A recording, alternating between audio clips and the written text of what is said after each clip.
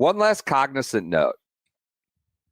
Everybody's decrying the crappy field they got, and it's because it's jammed amongst all the elevated events or signature, whatever they are. I cannot open email, Twitter, golf website without seeing Ryan Gerard.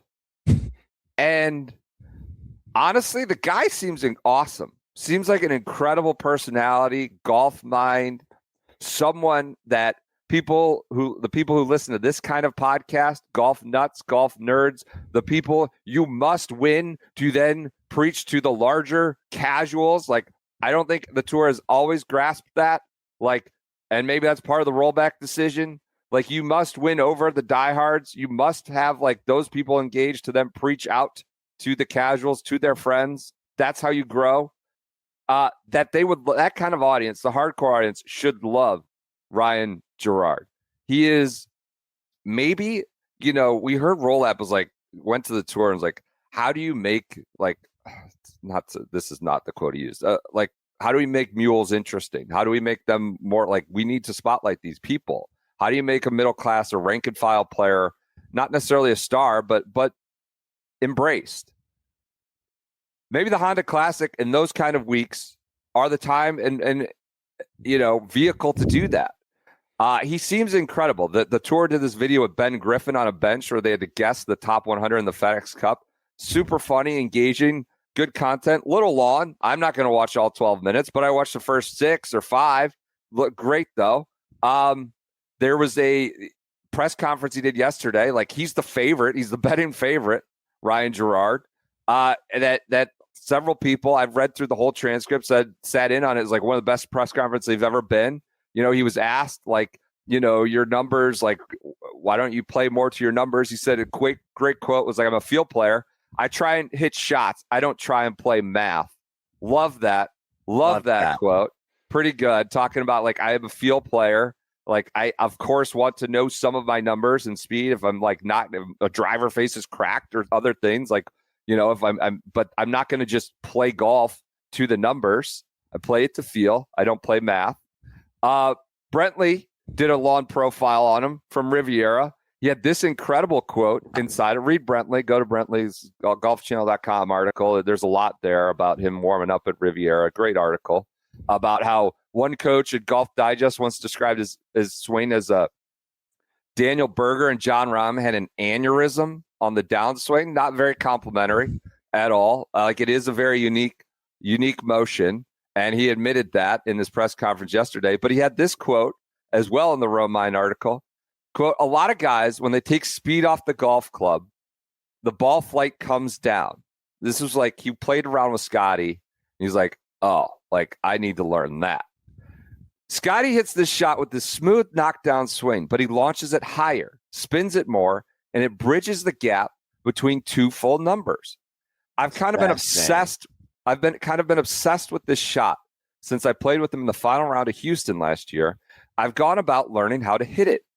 The ball is a little more forward in my stance. I choke down on it and feel like I'm slowing down through the ball and speeding up after. That launches it higher with less speed. I don't have the extra spin like Scottie, but it's coming out higher and softer. And I think it's going to serve me well at the Players, Augusta, PGA, US Open. Good stuff. I don't want to explain this in layman's terms, but I'm just so people understand why this is a big deal, why this shot is a weapon. Is especially, when you get on tour or the harder the golf tournament, the more tucked flags are, the firmer greens are. When you end up between clubs, you're in this position where you have to aim away from flags because the flight comes down. Yeah. That flight comes down, the spin goes down, and you can't get to certain things.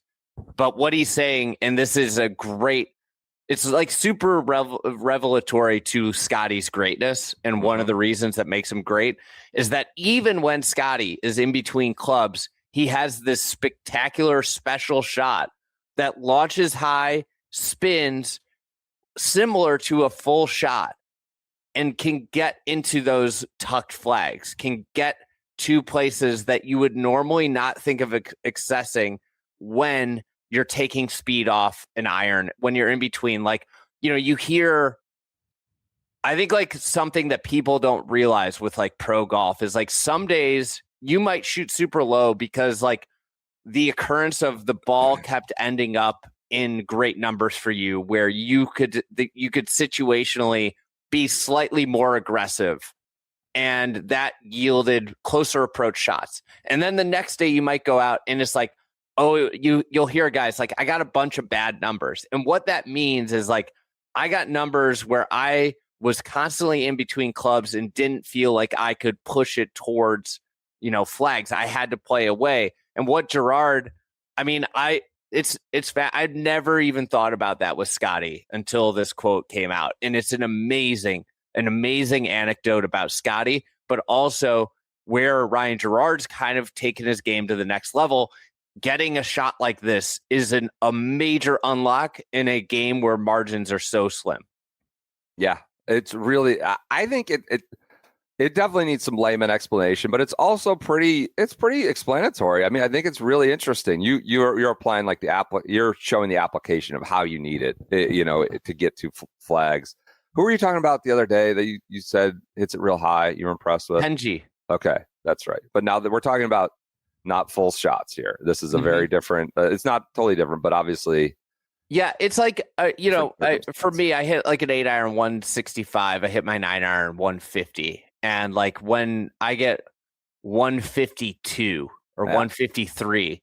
What ends up happening to me, because I don't have the shot, is like my 8-iron is going to come out like pretty flat, and I'm gonna hit it. I can hit it the number. I'm comfortable hitting it the number, but I'm not comfortable taking on, a front flag, for example, or a front flag where I know I need to stop it quick. I just hit it a little bit further, and then I deal with 25 feet coming down. Yeah. And as he alluded to, and he might be able to get away with it at wherever, TPC, whatever, middle of the season, but serves me well at Augusta, U.S. Open players, things like that. That's the thing. The harder the golf, and this is like I know people get like, course critique, conditioning critique, like, oh, you complain about this, you complain about that. This is why it matters, is that the harder, the better the setup, and the more challenging the golf is and this is why I probably harp on rollback all the time, is that shots and having these shots in your arsenal are magnified. And this is what you want. This is like, watching, the NFL and watching a guy that's able to just process at the quarterback position quicker than other people, or, has Drake May's deep balls, unbelievable. It's an unbelievable unlock. Like, this is that for golf. And it's, what's sad is we don't get this a lot. We don't get players sharing this type of insight a lot. And that's like the incredible thing about this story. Yep. That's one of my observations from this week. Ryan Gerard, I should say. Ryan Gerard, super insightful, endearing, smart dude. Like, maybe the Honda, like, this is the way. And obviously, he's playing great golf. It's not like they just plucked him out of nowhere. But it's been great getting to know more about him, certainly this season. And this is a week to spotlight him. So maybe that's what you do with these off weeks.